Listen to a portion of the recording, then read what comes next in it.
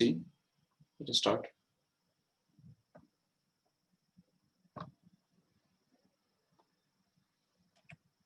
Okay, just read the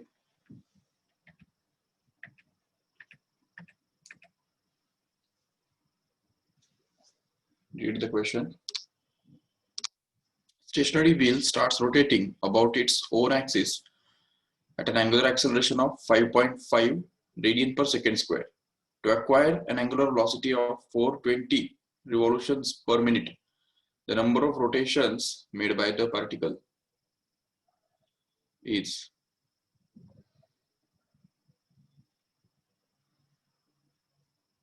okay. So see here, the stationary wheel starts. तो इसका initial angular velocity कितना दिया है? स्टार्ट्स रोटेटिंग ना, इसका मतलब initial angular velocity is going to be 0. Okay, तो omega naught we can say it's going to be 0. अच्छा, ये ऑप्शन से ठीक है. तो अभी देखो ओमेगा नॉट तो 0 है, बाकी एक्सेलरेशन, एंगुलर एक्सेलरेशन कितना दिया है यहाँ पे? ये 5.5 रेडियन पर सेकेंड स्क्वायर, मतलब ये अल्फा हो गया, अल्फा इज गिवन. और फाइनल एंगुलर वेलोसिटी कितना दिया है? 420 रिवॉल्यूशंस पर मिनट, मतलब कितना हो गया वो? तो फ्रीक्वेंसी दिया हुआ ना यहाँ पे, frequency is given to be 420 RPM, but RPM को हर्ट्ज में कन्वर्ट करने के लिए इसको 60 से डिवाइड करना पड़ता है. तो वो मिलेगा हमको, ये 0 0 कैंसिल और 6 7 जा, तो 7 हर्ट्ज ये हो गया फ्रीक्वेंसी. और ओमेगा कितना हो गया? Omega 2 we can say. Omega 2 क्यों? क्योंकि it's a final. So final angular velocity will be equal to 2 pi into n2, where n2 is going to be this 7 hertz, which makes it 14 pi. Okay, 14 pi radian per second. Okay, so this is going to be omega 2. And also we want to find out the number of rotations, right? तो number of rotations निकालने के लिए हम यहाँ पे ये third kinematical equation use करेंगे. Omega 2 square minus omega 1 square is equal to 2 alpha theta. याद है नहीं ये? अभी इसको अगर थोड़ा मॉडिफाई करेंगे ना, तो हमको यहाँ पे मिल सकेगा कि ओमेगा 2 को अगर हम लिखेंगे 2 पाई n2, जैसे कि हमने यहाँ पे कैलकुलेट किया है, माइनस 0, तो omega 1 is 0 already, and that is equal to 2 alpha into theta. But again theta can also be replaced. Okay, इसमें से हमको थीटा मिल जाएगा आराम से. देखो थीटा कितना मिल रहा है, तो देखो हमने एक सब कैलकुलेशंस किए, 4 pi square n2 square, and that is equal to 2 into this alpha. Alpha is already 5.5, so replace it by that, and into theta. तो अभी यहाँ पे 5.5 into 2 कितना बनता है? 11 बनता है.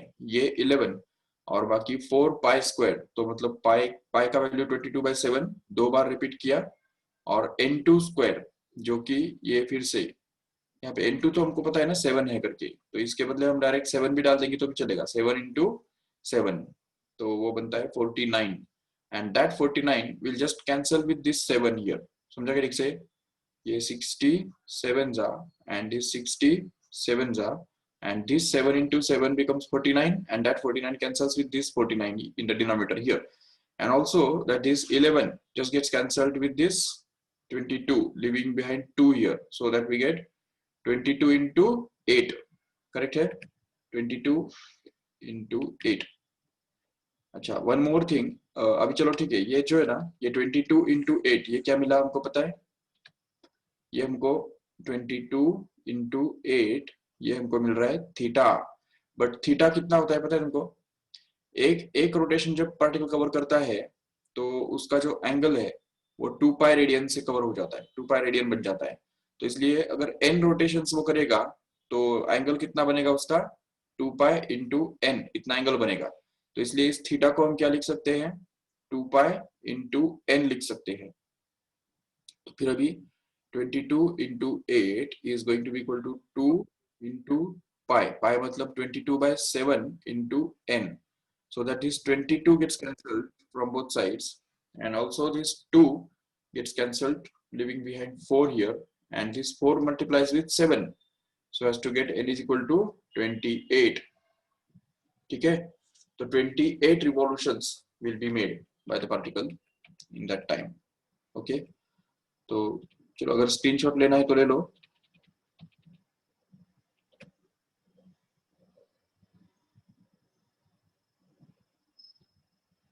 Okay, चलो go to the next question. circular disk is rotating about its own axis at constant angular acceleration.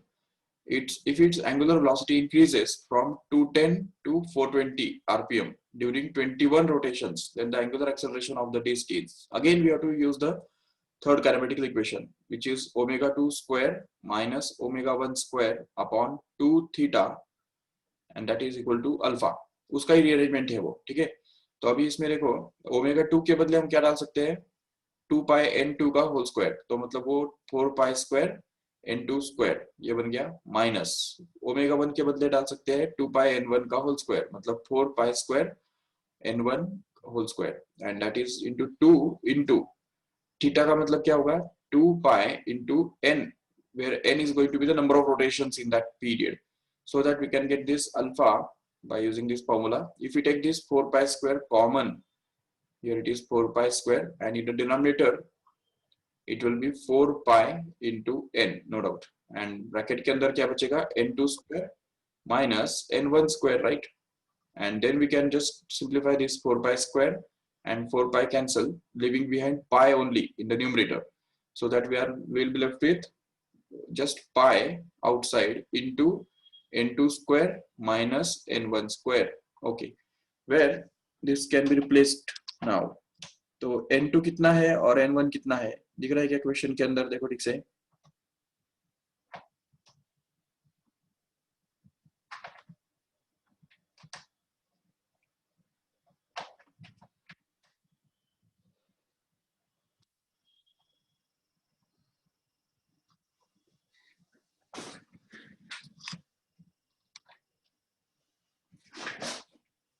Yes, what is n1?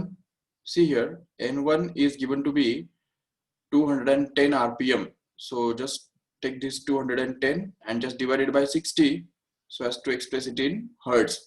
So how much we get is 210 upon 60, which is 32 za and 37 za, so it becomes 3.5.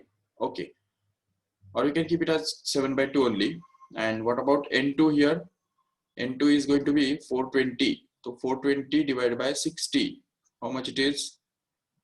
It is 7 again. So just put it here. So यहाँ पे अगर हम डाल देंगे सारे values, तो हमको क्या मिलेगा, देखो पाई मतलब 22 by 7 इंटू n2 का स्क्वायर, जिसको हम लिख सकते हैं n2 मतलब 7 है, तो इसलिए 7 का स्क्वायर, माइनस n1 मतलब 7 by 2 और उसका स्क्वायर. तो जिसको सॉल्व करेंगे आगे तो क्या मिलेगा, देखो तो 22 by 7 as it is, and here it is going to be, we can take 7 common, नहीं तो चलो इसको लिखो 49 minus 49 by 4.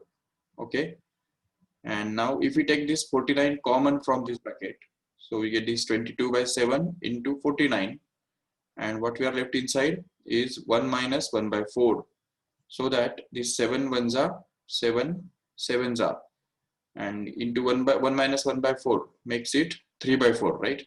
So we get this 22 into 7 into 3 by 4. So ये calculation करो, that will be the answer. ये देखो इसको कैंसिल आउट करो 22 और 4 को, तो यहाँ पे आएगा 11 और यहाँ पे आएगा 2. अभी 21 कितना होता है, 11 into 21 upon 4. ये करो कैलकुलेशन फटाफट. 21 into 10 कितना होता है, 210, राइट? और प्लस 21 करेंगे तो 231 आ जाता है, तो 231 डिवाइड बाय 3 कितना, सॉरी 2 कितना आएगा,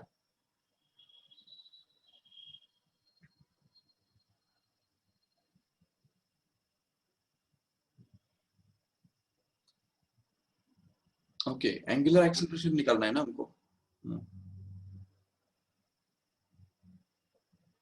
अच्छा 21 रोटेशंस, वो तो हमने लिखा ही नहीं इधर.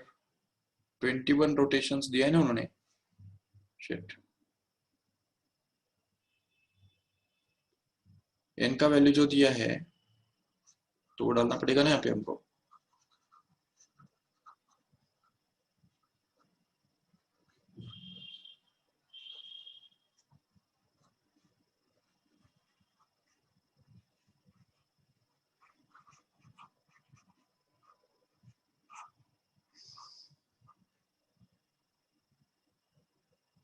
ओके, तो देखो यहाँ पे ये n का वैल्यू दिया हुआ है 21. Okay, so alpha becomes actually equal to pi into n2 square minus n1 square, and that is to be divided by capital N. So अब यहाँ पे डाल दो, तो पाई का वैल्यू है 22/7 इंटू यहाँ पे आएगा n2 का स्क्वायर. n2 मतलब कितना है 7, ये देखो इधर, तो 7 का स्क्वायर बन गया 49 माइनस अब यहाँ पे n1 कितना है 7/2, तो 7/2 का स्क्वायर बन गया 49/4, and that is whole to be divided by 21. So अभी सॉल्व करो इसको, तो 22/7 इंटू अभी न्यूमरेटर में कितना आएगा, तो 49, चलो कॉमन ले सकते हैं, तो यहाँ पे आएगा 49 इंटू 3/4 जो अभी अभी हमने किया था already, and that is to be whole divided by 21. So 7 1 जा 7 7 जा, दिस 7 1 जा and 7 3 जा, and this 3 1 जा 3 1 जा cancel, and we are left with 22/4 only, which is going to be 11/2, मतलब 5.5 rotation acceleration, 5.5 radian per second square. This is going to be the correct answer. Okay, just take the screenshot of this fast.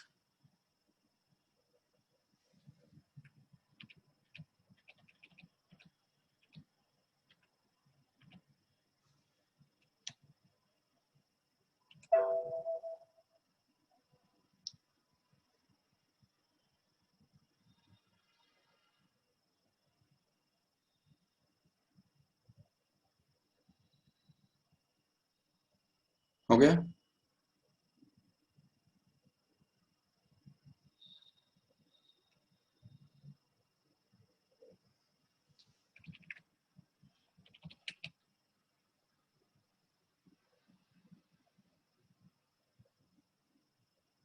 Okay, चलो, तो next is, screen दिख रहा है ना? Okay, read the question fast. Linear and angular velocity of a body in rotatory motion are 3 and 6 respectively. If the linear acceleration is 6 meter per second square, then its angular acceleration is, it's very simple, you can do it on your own. See here, linear velocity is given and angular velocity is also given, बराबर है?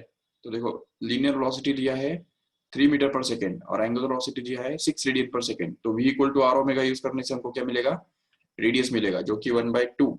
Okay, और linear acceleration दिया हुआ है 6 metre per second square और angular acceleration हमको पूछा है, तो वो तो हमको आराम से मिल जाएगा क्योंकि हमारे पास a is equal to r alpha भी होता है. तो लीनियर एक्सेलरेशन 6 और रेडियस हाफ, तो उससे अल्फा मिल जाएगा 12. That's it. Next one, ratio of centripetal forces on the two electrons which are revolving around the nucleus of hydrogen atom in second and third orbits respectively are. तो देखो यहाँ पे लिखे कि centripetal forces का जो ratio है वो हमको निकालना है, और वो भी सेकेंड ऑर्बिट में और थर्ड ऑर्बिट में. ठीक है, और वो भी न्यूक्लियस ऑफ हाइड्रोजन एटम. ये सपोज न्यूक्लियस है और ये सेकेंड ऑर्बिट और ये सपोज है थर्ड ऑर्बिट. ओके, तो देखो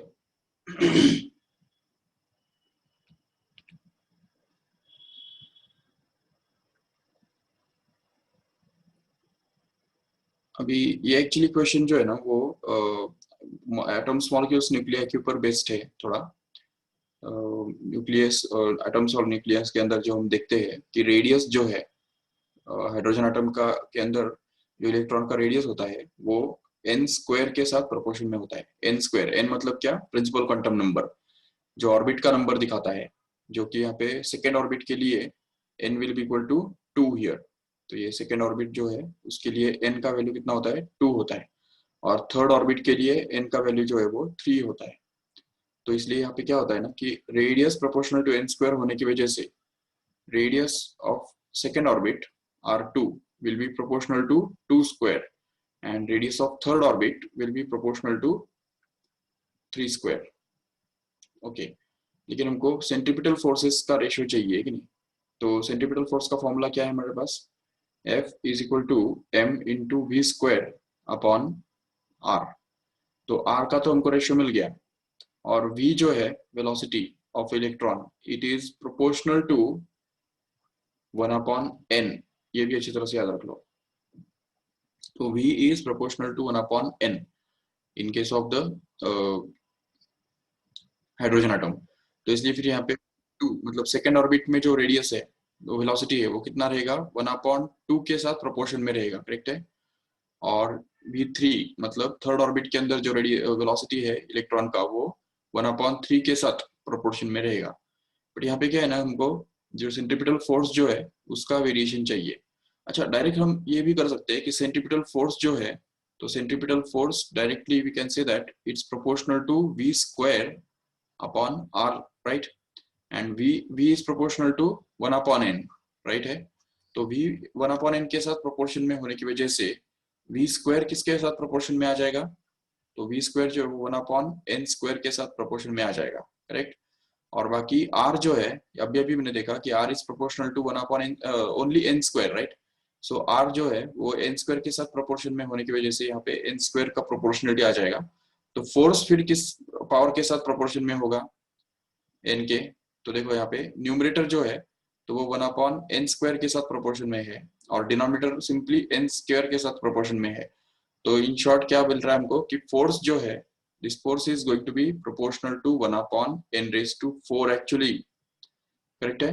and since this force is proportional to 1 upon n raised to 4, what we can say is F2 will be proportional to 1 upon 2 square, and F3 actually is proportional to 1 upon 3 square, fourth power, and here F3 will be proportional to 1 upon 3 raised to 4, so that the centripetal force का जो ratio है F2 upon F3 will actually be the inverse ratio of this 3 raised to 4 upon 2 raised to 4, जो कि 3 raised to 4 कितना बनता है? 81, और 2 raised to 4 कितना बनता है? 16. So we can mark this as the correct option. So see here, this is 81 is to 16 is going to be the correct option. Just because centripetal force in case of the hydrogen atom in nth orbit is inversely proportional to the fourth power of the principal quantum number. ये एक result है जो हमको यहाँ पे use करना होगा. चलो ठीक है, take the screenshot of this.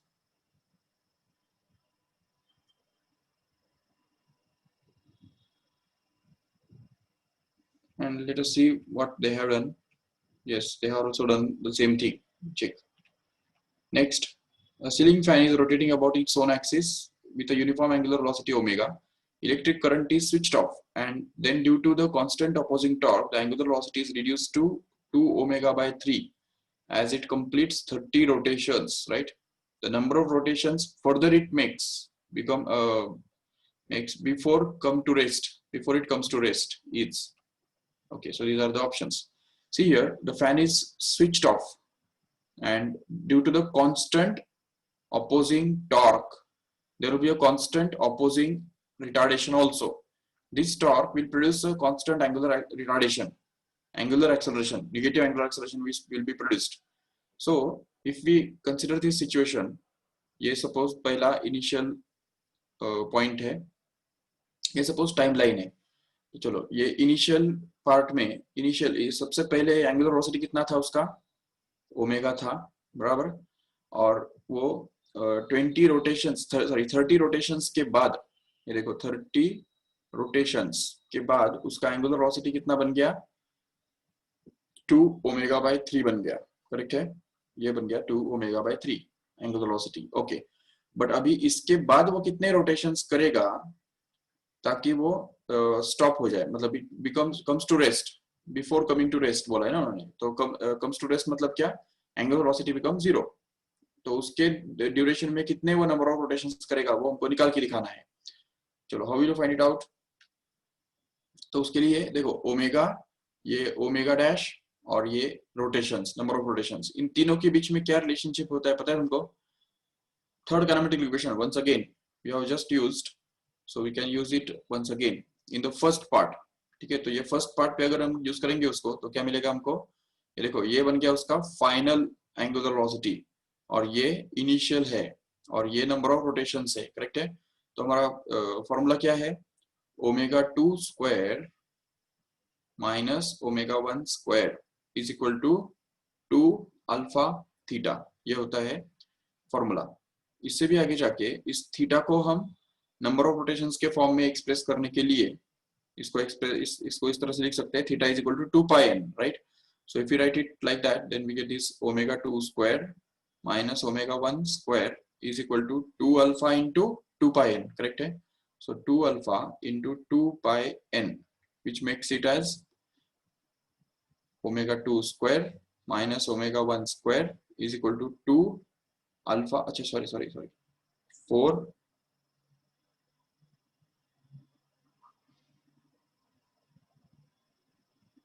Okay, यहाँ पे आ जाएगा 4 pi into alpha n।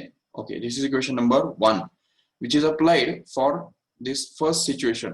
Okay, this is the first situation and this is the second situation. Okay, तो फर्स्ट सिचुएशन के अंदर अप्लाई करने से क्या मिलता है हमको? देखो, ओमेगा 2 के बदले क्या रखना है हमको?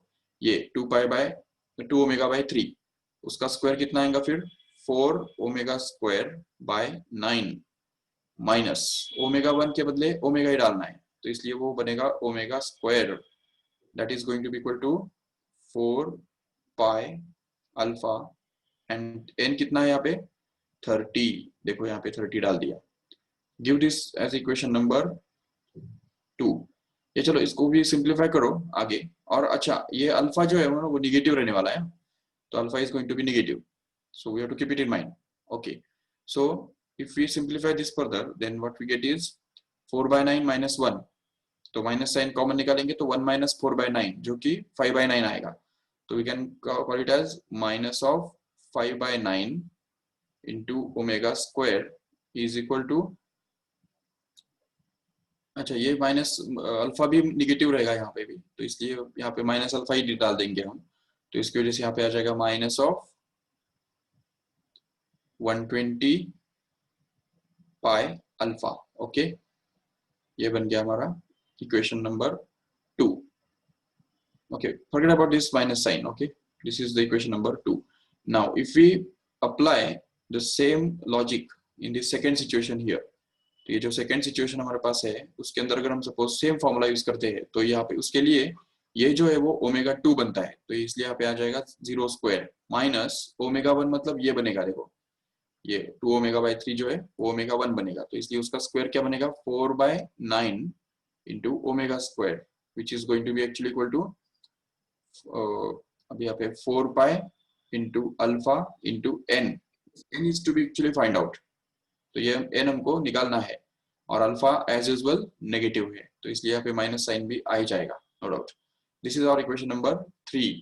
Just take the ratio of these two equations and see what happens. तो यहाँ पे अगर 2/3 करेंगे तो देखो क्या होगा, तो हमको मिलेगा यहाँ पे देखो 5 by 9 omega square divide by 4 by 9 omega square, तो यहाँ पे ये ओमेगा स्क्वायर और 9 कैंसिल हो जाएगा, राइट? और हमको मिलेगा क्या? सिंपली 5 बाय 4, और उस तरफ क्या बचेगा बताए? ये देखो यहाँ पे, तो ये पाई अल्फा कैंसिल हो जाएगा, पाई अल्फा कैंसिल, बाकी 4 1 जा एंड 4 30 by n, तो यहाँ पे 30 आ जाएगा, तो 30 बाय n आएगा बिल्कुल, तो ये 30 बाय n, इससे हम n निकाल सकते हैं आराम से, तेरे बड़ी से क्रॉस मल्टीप्लाई करो इसको, तो ये 5 1 जा 5 6 जा and n becomes actually equal to 24. So 24 number of rotations. Fourth one will be the correct option. Okay, this is going to be the final answer. Chalo, take the screenshot of this.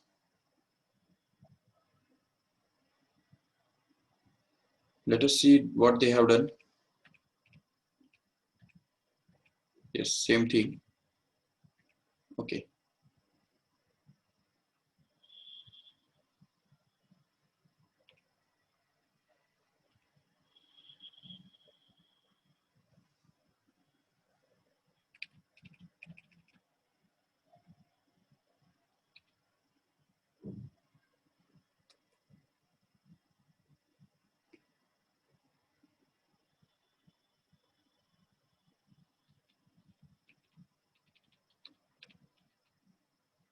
Yes, just read the next question.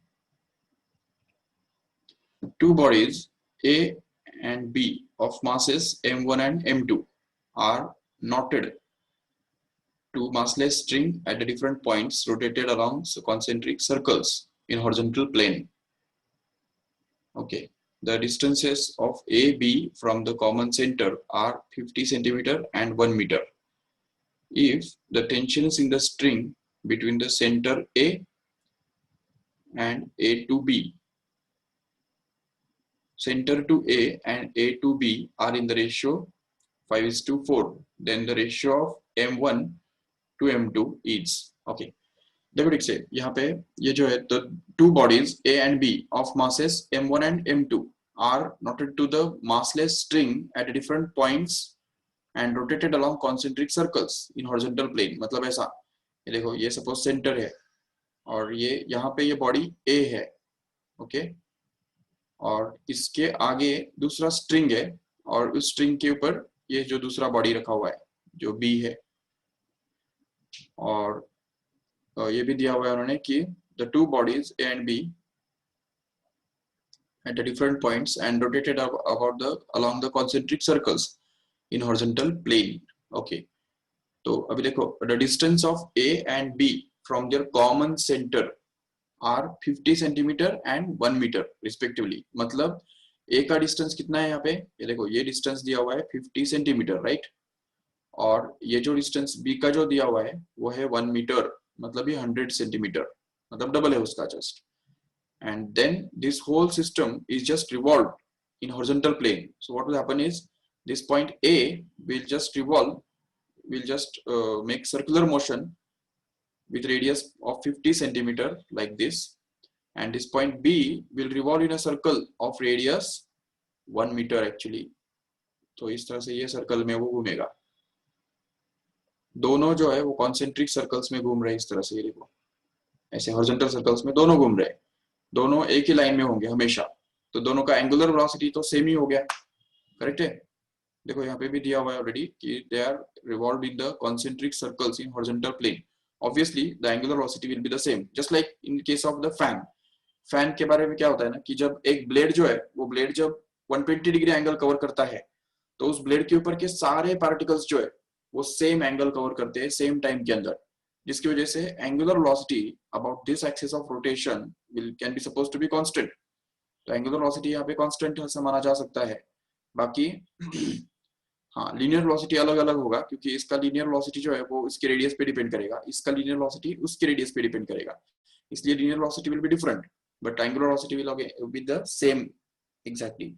चलो ठीक है, और अभी इसमें दिया है कि tensions in the string between centre to A, मतलब ये जो स्ट्रिंग है ये सेंटर O से लेके A तक का जो स्ट्रिंग है तो उसके अंदर का जो टेंशन है उसको अगर हम T1 बोल देंगे, ठीक है, जिससे ये इस तरफ खींचेगा उसको, और ये जो दूसरा स्ट्रिंग है A to B वाला स्ट्रिंग उसके अंदर जो टेंशन आता है तो उसको अगर हम सपोज T2 बोल देंगे तो T1 और T2 का जो रेशियो है ऑब्वियसली यहाँ पे भी T2 ही रहेगा इस तरफ स्ट्रेच करने वाला, तो T2 और T1 और T2 का रेशियो जो है वो दिया हुआ है 5:4. अच्छा, तो इससे हमको ढूंढना है कि ratio of masses m1 to m2 कितना है. ओके, देखो ठीक से सबसे पहले हमको यहाँ पे T1 का एक्सप्रेशन ढूंढना है. What is the expression for T1? Check how can we get this T1. तो T1 और T2 का भी एक्सप्रेशन हमको ढूंढना है. Yes, so how can we find it out is what are the forces acting on this particle at A? Can you suggest? A का अगर हम फ्री बॉडी डायग्राम अगर ड्रॉ करेंगे तो A के ऊपर कौन से फोर्सेस काम कर रहे हैं पहले बताओ फटाफट. एक तो T1 काम कर रहा है लेफ्ट तरफ, ग्रेविटेशनल. अरे ग्रेविटेशनल फोर्स अभी यहाँ पे काम नहीं करने वाला, उसका कोई रोल ही नहीं यहाँ पे, हॉरिजॉन्टल मोशन है ना ये पूरा. तो इस हॉरिजॉन्टल मोशन के अंदर ये जो टेंशंस जो है these tensions will be decided only on the centrifugal force here, not the gravitational force. तो देखो यहाँ पे A के ऊपर लेफ्ट साइड में तो T1 काम कर रहा है, राइट साइड में T2 काम कर रहा है, दिख रहा है ये T2, और कौन सा फोर्स है उसके ऊपर काम करने वाला? सेंट्रीफ्यूगल फोर्स है, दिख रहा है ये देखो ये सेंट्रीफ्यूगल फोर्स उसके ऊपर काम कर रहा है, जो कि m1r1 इंटू ओमेगा स्क्वायर के बराबर है। देखो ठीक से, ओमेगा के फॉर्म में क्यों लिया हमने, क्योंकि ओमेगा कांस्टेंट है सभी पार्टिकल्स के लिए, इसलिए हमने ओमेगा के फॉर्म में लिया उसको। तो वैसे एम वी स्क्वायर अपन आर भी यूज कर सकते हैं, बट उसमें फिर कांस्टेंट कुछ भी नहीं रहेगा, तो forget about that. We can use this m1r1 omega square where omega is at least common for both of the particles here. So ये तीन forces इसके ऊपर काम कर रहे हैं। Are you convinced with this? First of all, A के ऊपर ये तीन के अलावा दूसरा कोई force काम कर रहा है क्या? No doubt, gravitational force will also be acting on it, but it is not playing any role here in this equilibrium, horizontal equilibrium. उससे हमको कुछ आंसर नहीं मिलने वाला है ग्रेविटेशनल फोर्स से। वो तो डाउनवर्ड डायरेक्शन में काम कर रहा होगा, but it is very negligibly small as compared to these two. That's why the particle is revolving in the horizontal circular motion ना। तो horizontal circular motion में revolve होने के लिए जरूर हो सकता है कि किसी टेबल सरफेस पे वो रखा हुआ है, तो हॉरिजॉन्टल सरफेस पे अगर वो रखा हुआ है तो उस हॉरिजॉन्टल सरफेस का जो रिएक्शन है वो रिएक्शन उस ग्रेविटेशनल फोर्स को बैलेंस करेगा। नो डाउट, वो we can just keep it aside, gravitational force को 2 मिनट के लिए बाजू में रख लो। बाकी इसके ऊपर जो फोर्सेस काम कर रहे हैं हॉरिजॉन्टल डायरेक्शन में वो ये तीन ही है। एक तरफ T1 है और दूसरी तरफ T2 और m1r1 ओमेगा स्क्वायर ये है, जिसमें r1 का वैल्यू जो है वो 50 सेंटीमीटर है, वो भूलो मत, ठीक है। अच्छा, अभी सेम वैसा ही डायग्राम बी के लिए निकाल सकते हो क्या? बी के लिए कैसे निकालेंगे डायग्राम बताओ? बी के लिए ऊपर कौन से फोर्सेस काम कर रहे हैं? एक तो T2 लेफ्ट डायरेक्शन में बराबर, और दूसरा कौन सा सेंट्रीफ्यूगल फोर्स, उसके ऊपर भी तो काम करेगा कि नहीं? तो ये सेंट्रीफ्यूगल फोर्स जो काम करेगा उसके ऊपर वो रहेगा actually m2 into r2 into omega square. समझा कैसे? m2 r2 ओमेगा स्क्वायर, ये बन गया उसका सेंट्रीफ्यूगल फोर्स, सेंट्रीफ्यूगल फोर्स। अभी इन दोनों के अलावा बाकी दूसरा कोई फोर्स उसके ऊपर काम कर रहा है क्या? बिल्कुल नहीं। तो इसलिए यहाँ पे हम दो इक्वेशंस बना सकते हैं। देखो ए के लिए क्या इक्वेशन बनेगा, तो देखो T1 is equal to T2 plus m1r1 omega square, correct है? तो ये बन गया T1 का इक्वेशन, ओके। और इसको दे दो इक्वेशन नंबर 1। अभी सेकंड इक्वेशन बनेगा इस बी के लिए, बी पार्टिकल के लिए इक्वेशन बनाओ। उसपे तो दो ही फोर्सेस काम कर रहे हैं, एक लेफ्ट तरफ एक राइट तरफ, और दोनों बैलेंस होने चाहिए। तो इसके लिए हमको ये मिलेगा equation T2 is equal to m2 r2 into omega square, okay. और ये T2 का जो वैल्यू है वो अगर हम यहाँ पे रख देंगे तो हमको T1 मिल जाएगा आराम से। तो क्या मिलेगा T1? देखो T1 is going to be actually equal to m2 r2 omega square plus m1 r1 omega square. This is going to be equation number, अच्छा ये हो गया इक्वेशन नंबर 2, और ये equation number 1 once again। and now they have given with the ratio of tensions, right, 5:4। तो इसमें क्या बोला उन्होंने? Centre to A and A to B, मतलब ये T1 है और ये T2 है, तो T1 अपॉन T2 ही दिया हुआ है कि नहीं? तो let us say that is T1 upon T2 is going to be equal to 5:4। वो हम रिप्लेस करेंगे नेक्स्ट स्टेप में, लेकिन T1 और T2 दोनों के जो वैल्यूज है वो तो यहाँ पे डाल दो। ये देखो T1 का वैल्यू क्या है, तो ये है m2 r2 omega square plus m1 r1 omega square, and that is to be whole divided by T2। T2 का वैल्यू देखो क्या है इधर, तो ये है m2 r2 and omega square, okay, and just equate this with 5:4 which is already given here। तो 5/4 ये डाल दिया, ओके। अभी इसमें से क्या कॉमन निकल सकता है बताओ? देखो ओमेगा स्क्वायर हर एक टर्म के अंदर है कि नहीं, तो वो तो कॉमन निकल के कैंसिल हो जाएगा, नो डाउट। बाकी क्या बचेगा फिर अंदर? देखो 5:4 इज इक्वल टू, यहाँ पे हम कंटिन्यू करेंगे, ओमेगा स्क्वायर निकाल के कॉमन निकाल कैंसिल कर दिया, तो बाकी बचेगा इधर m2 r2 and plus m1 r1 divided by m2 r2 again, correct है? जिसको अगर सिंप्लीफाई करेंगे आगे तो हमको क्या मिलेगा? देखो 5:4 इज इक्वल टू, अभी एक्चुअल वैल्यूज डाल दो चलो फटाफट। r1 कितना है? 50 सेंटीमीटर, ये दिख रहा है, और r2 कितना है? 1 मीटर। बट अगेन क्या है ना कि 1 सेंटीमीटर में दिया है 1 मीटर में दिया है, तो या तो दोनों को सेंटीमीटर में कन्वर्ट करके लो या तो फिर दोनों को मीटर में कन्वर्ट करके लो। क्या बेटर होगा? मीटर में बेटर होगा, चलो ठीक है। तो ये metre r2 is 1 metre and r1 is 0.5 centimetre, okay. So यहाँ पे आ जाएगा फिर m2 के बदले ये चलो m2 तो m2 ही है, और इनटू r2 के बदले क्या आ रहा है 0.5, नहीं सॉरी 1, राइट, r2 के बदले 1 प्लस m1, m1 तो वैसे ही रखना पड़ेगा, बाकी r1 के बदले क्या आएगा 0.5, ओके ये तो ये बन गया 0.5 and then divided by m2 into 1 which is going to be m2 only. So in short what we are going to get here is even चलो क्या ऐसा क्या करो कि यहाँ पे m2 को भी डिवाइड कर दो दोनों के लिए, तो देखो यहाँ पे क्या होगा 5/4 विच इज इक्वल टू, यहाँ पे m2 को अगर सेपरेट करेंगे तो हमको मिलेगा यहाँ पे m2/m2 करेक्ट है, प्लस यहाँ पे फिर 0.5 m1/m2, तो ये बन गया 0.5 m1/m2, जो फिर यहाँ पे m2 m2 कैंसिल होने से 1 बन जाएगा और वो 1 उस तरफ चला जाएगा, तो 5/4 माइनस 1 क्या बनेगा 1/4 बनेगा, तो ये बन गया 1/4 and that is going to be equal to यहाँ पे 0.5 m1/m2, मतलब उसको हम 1/2 m1/m2 ऐसा लिख सकते कि नहीं, और फिर ये 2 और 4 को और कैंसिल करेंगे तो m1/m2 कितना मिलेगा हमको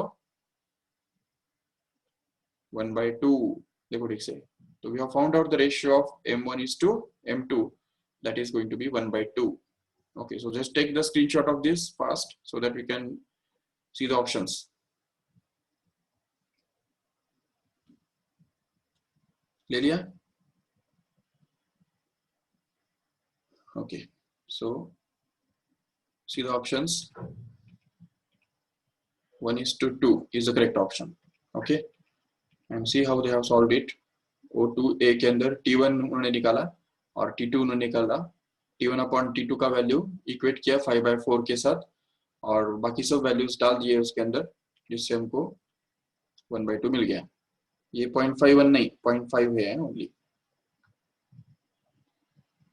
ओके चलो next one, a wheel having radius 10 centimeter is coupled by belt to another wheel of radius 30 centimeter. The first wheel increases its angular speed from rest at a uniform rate of 1.57 radian per second square. The time for the second wheel to reach the rotational speed of 100 revolution per minute is, assume that the belt does not slip obviously. ठीक है, देखो अब यहाँ पे क्या है कि ये देखो ऐसा सिचुएशन है, अच्छा चलो ठीक है, सपोज एक बेल्ट है और वो 2 व्हील्स के ऊपर जा रहा है, जैसे फ्लोर व्हील में तुमने देखा होगा ना कभी, फ्लोर व्हील जो होता है कि नहीं, तो उसके अंदर एक छोटा व्हील होता है और एक बड़ा व्हील होता है और उसके ऊपर से एक बेल्ट रन करता है, और वो बेल्ट जो है वो बेल्ट की वजह से दोनों व्हील्स घूमते हैं। तो अभी इसमें देखो होता क्या है कि ये सिचुएशन जिसके अंदर ये छोटा व्हील और ये समझो बड़ा व्हील,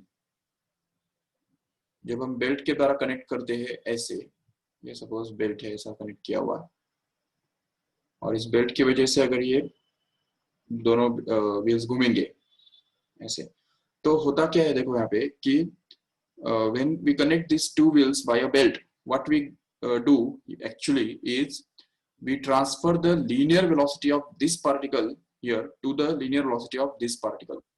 मतलब हम क्या कर रहे हैं कि एक तरह से लीनियर वेलोसिटी जो है वो हम ट्रांसफर कर रहे हैं, देखो कैसे, क्योंकि जिस जिस जो डिस्टेंस ये पार्टिकल ट्रेवल करेगा, अगर मान लो देखो ठीक से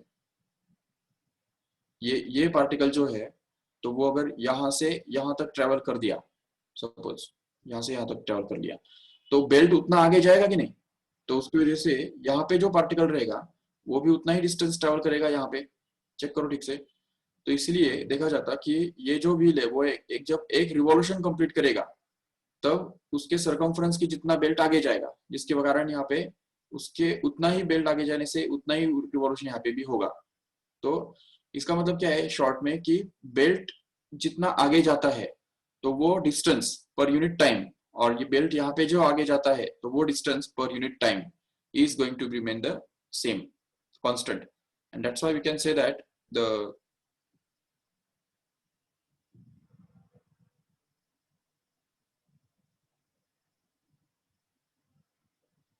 linear velocity here is getting transferred from one wheel to another wheel। देखो ठीक से So we can take the linear velocity of this smaller wheel to be same as the linear velocity of another wheel. Okay. तो अभी और इसमें ये छोटे wheel का रेडियस कितना दिया है उसको हम R1 बोल देंगे, it's 10 centimetre, right. And the another wheel जिसका दूसरे का रेडियस जो है उसको R2 बोल सकते हैं, it's given to be 30 centimetre. Okay. Now the first wheel increases its angular speed from rest at the uniform rate of 1.57 radian per second square. Okay. तो अभी इसमें क्या दिया हुआ है, उसका अल्फा दिया हुआ है, राइट. अल्फा 1 दिया हुआ है. अल्फा 1 मतलब फर्स्ट व्हील का जो एंगुलर एक्सेलरेशन है वो दिया हुआ है 1.57 radian per second square. Okay. जिससे तुमको उसका लीनियर एक्सेलरेशन मिल जाएगा. देखो चेक करो एक बार. तो लीनियर एक्सेलरेशन कितना मिलेगा उसका, a1 which is going to be equal to r1 into alpha 1, right, where r1 is going to be 10 centimetre, जिसको हम 0.1 मीटर भी लिख सकते हैं. तो ये बन गया 0.1 into 1.57. How much it comes out to be? It is 0.157 radian per meter per second. This is going to be actually the linear acceleration of this first wheel. Okay. Now the same linear acceleration is going to be there for this second wheel here. जैसे linear velocity same होता है वैसे ही linear acceleration भी same होगा, क्योंकि belt जो है वो बेल्ट के जो पार्टिकल्स है वो लीनियर मोशन में स्ट्रेट लाइन में ट्रेवल कर रहे हैं. तो इसलिए उनका जो लीनियर एक्सेलरेशन इस बेल्ट ने इस व्हील ने उनको दिया है वही लीनियर एक्सेलरेशन वो इस दूसरे व्हील को भी देंगे उसके सर्कमफरेंस वाले पॉइंट्स को. तो इसलिए फिर ये a2 को हम सेम ले सकते हैं. a2 is actually going to be same as 0.157 metre per second.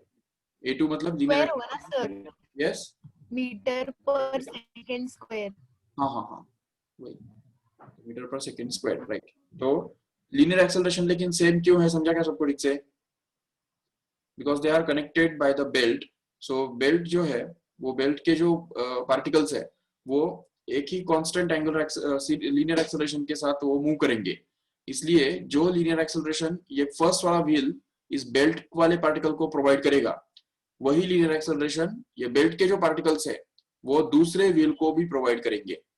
तो linear acceleration will remain the same for both of the wheels. तो दोनों व्हील्स के लिए लीनियर एक्सेलरेशन सेम होगा. इसलिए हमने यहाँ पे a1 जो हमको मिला उसको ही हमने a2 करके ले लिया. चलो ठीक है.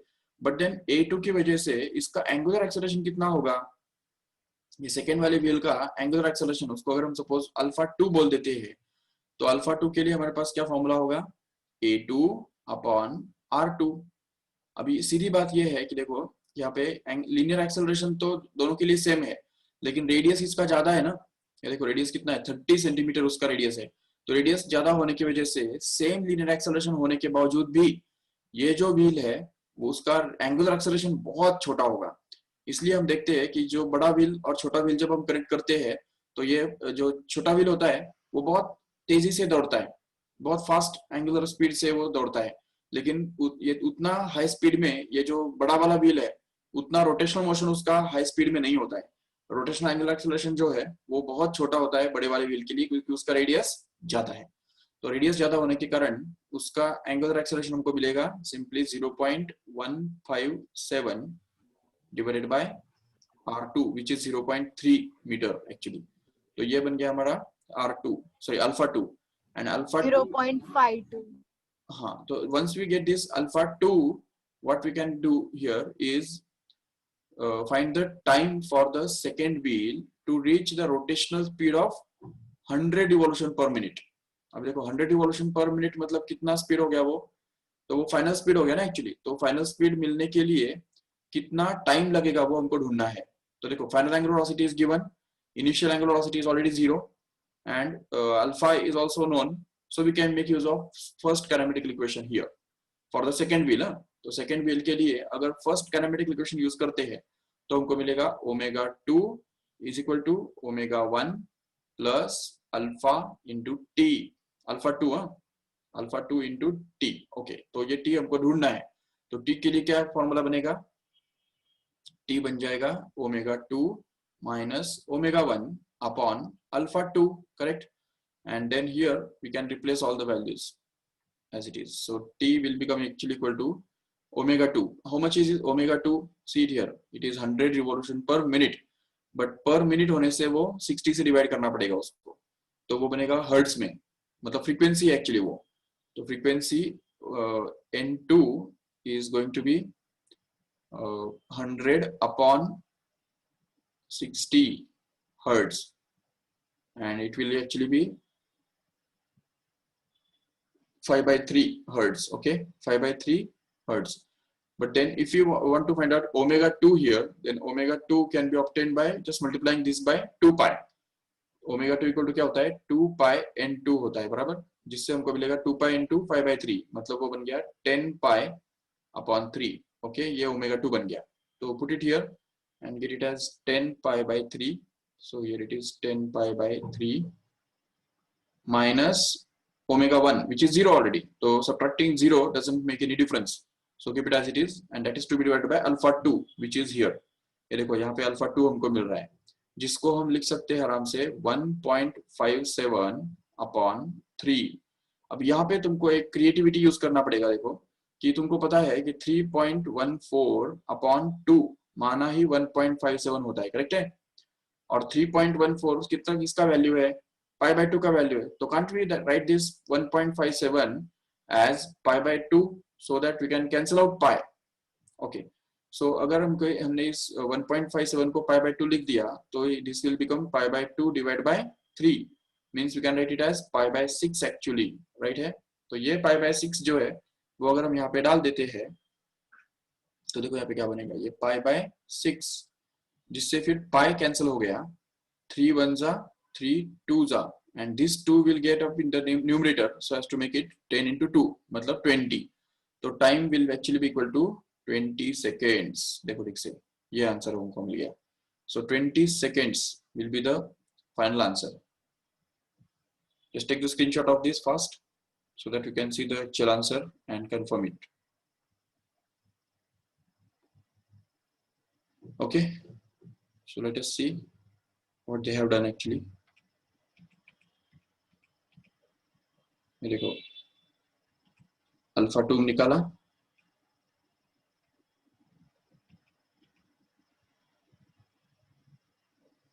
और फर्स्ट काइनेमेटिकल इक्वेशन यूज किया, देखो जिससे हमको आंसर जो है वो 20 सेकेंड्स मिल गया.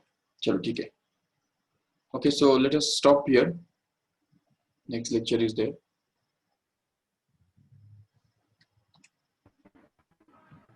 Thank you, sir. Okay.